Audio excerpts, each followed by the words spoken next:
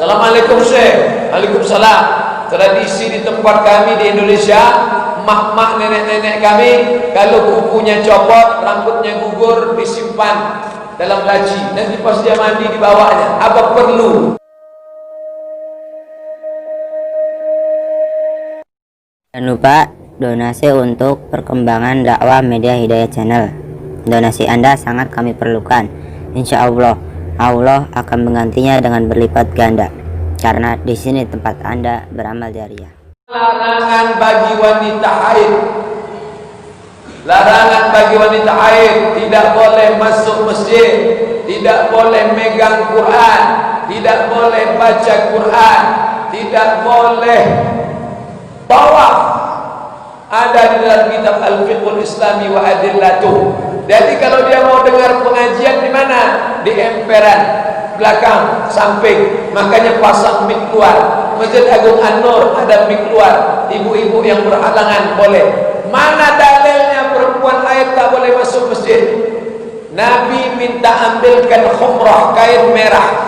Rumah Nabi di pinggir Masjid Nabawi. Aisyah, tolong ambilkan kain merah. Apa kata Aisyah? Ana haid. Itu dalil, dia tahu dia haid, dia tak boleh masuk. Lalu dia bilang ana haid.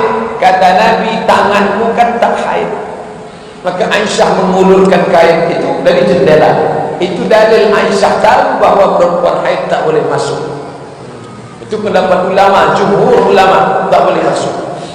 Bagaimana dengan gunting kuku dan potong rambut? Boleh apa tidak? Sedang haid dipotongnya kukunya, lalu rambutnya dipotong. Apakah rambut itu mesti disimpan nanti waktu mandi dibawa mandi? Langsung saya tanyakan kepada Syekh Sayyid Askar, Ketua Majelis Fatwa Majma' Al-Buhus, Lembaga Riset Al-Azhar. Waktu masih kuliah dulu, jumpa saya sedang berjalan. Assalamualaikum Syekh. Waalaikumsalam. Tradisi di tempat kami di Indonesia, mak-mak nenek-nenek kami, kalau kukunya copot, rambutnya gugur, disimpan dalam laci. Nanti pas dia mandi dibawanya. Apa perlu? Kata Syekh Said Askar, rambut yang gugur, kuku yang patah copot, itu seperti sampah, maka biarkan sajalah, tak perlu. Tapi selama dia haid itu sebaiknya jangan potong kuku, jangan potong rambut. Tapi kalau putus, copot, tanggal, rontok, tak perlu dia kutip. Itu sama seperti sampah. Itu jawaban langsung saya tanya dengar telinga saya. Maka ibu-ibu yang rambutnya gugur, kukunya putus, copot, patah, tak perlu dia simpan di bawah mandi saat mandi selesai, maaf cakap haid. Tapi jangan dia potong kuku dan potong rambut saat haid itu. Kalau dia mau potong nanti sudah selesai, kan lebih lama masa bersih daripada masa haid. Kecuali istihadah, orang yang istihadah penyakit lebih dari masa normal, dia boleh, tak masalah. Gimana amalan orang yang ada dendam dengan orang lain? Sholat berjamaah 5 waktu di masjid, puasa sunnah, tapi masih ada dendam. Kalau dendam berarti putus silaturahim. Dendam. Bapak sakit hati sama dia. Dah, tadi kenapa tak salaman? Saya tak sakit, tapi untuk nengok mukanya mau muntah saya. Itu dendam namanya. La yadkhulul jannah, tak masuk surga. Qati'ur rahim, orang yang memutus tali silaturahim. Hadis kedua, la yahillu li muslimin, tidak halal bagi seorang muslim ayyahjura akhahu, mendiamkan saudaranya fauqa salati layalin, 3 hari 3 malam. Hitunglah, asal sudah lewat 2 hari 2 malam, masuk hari ketiga 23 jam 9.50 menit, langsunglah miss call, say hello. Jangan sampai 3 hari 3 malam. Na'udzubillah, tak diterima Allah Ta'ala amal ibadah.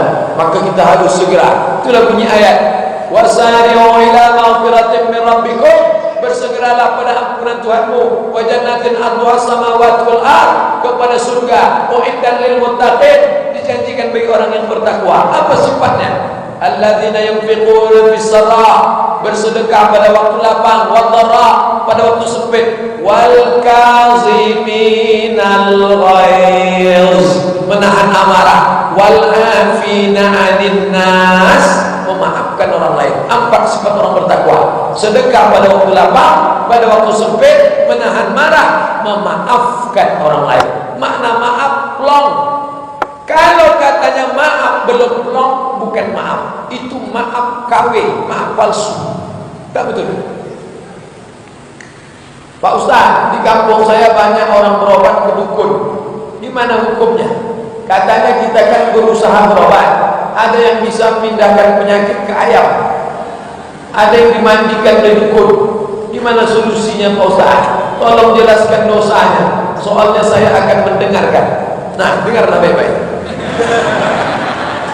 1. Man ata kahinan, siapa yang datang ke dukun, fasaddaqahu bima yaqul, percaya dia pada cakap si dukun itu, falam tuqbal lahu salatun arba'ina lailah, tak diterima salatnya 40 hari 40 malam.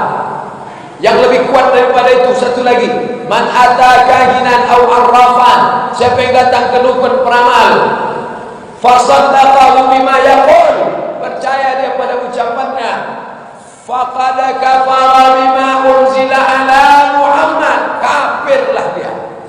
Maka segeralah bertobat.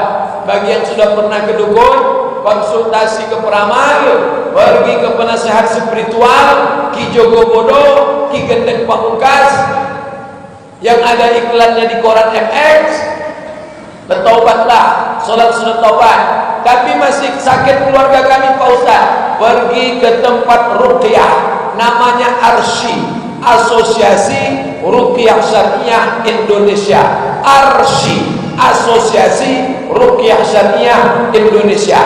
Ada namanya Ustadz Saifullah Ruqyah, ada namanya Ustadz Zafrullah Ruqyah di Masjid Al-Falah, Jalan Sumatera, belakang Hotel Premier. Ada di masjid, ada di Rumah Sakit Zainab. Rumah Sakit Zainab ada basement di bawah, itu bisa juga ruqyah. Mau ruqyah, ada juga terapi pakai sengatan lebah. Lebah itu disengatkan ke kaki. Gimana rasanya? Saya tanya ke kawan saya belum pernah. Kawan saya kena asam urat. Saya tanya, bagaimana rasanya? Susah diceritakan dengan kata-kata. Pergilah belum mencoba.